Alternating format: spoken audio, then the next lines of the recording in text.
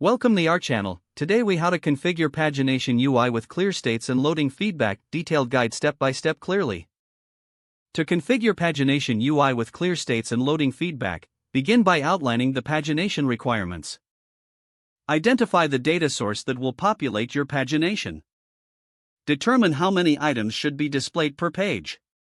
Design the UI layout to incorporate pagination controls such as next, previous, and page numbers. Create a loading state that informs users when data is being fetched.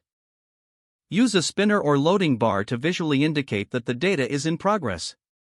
Implement clear error messages for situations where data cannot be loaded. Design a state for when no data is available, ensuring users understand the absence of content. Incorporate feedback mechanisms to update users on successful data fetching.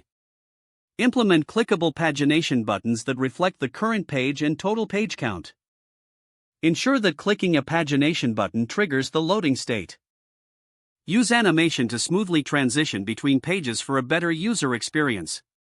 Keep the UI responsive, ensuring it performs well on both desktop and mobile devices. Use clear and concise labels for pagination buttons to enhance usability. Test the pagination UI across various scenarios, including loading, error, and empty states. Gather user feedback to identify areas for improvement in the pagination experience. Iterate on your design based on user responses and testing results. Finally, deploy the pagination UI and monitor its performance in the live environment. If the page does not load, refresh the browser or try again in a private or incognito window. Make sure you are using the correct email address, then retype it carefully to avoid small typos. If your password is not accepted, use the reset option and create a new strong password you can remember.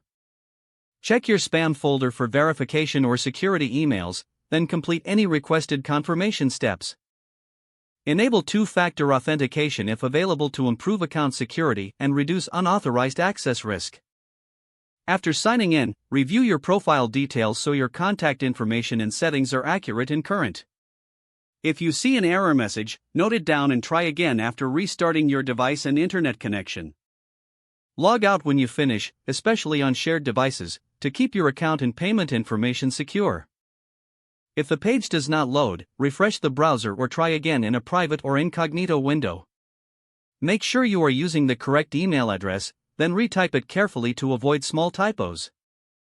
Don't forget to like this video and subscribe to our channel for more step-by-step tech guides.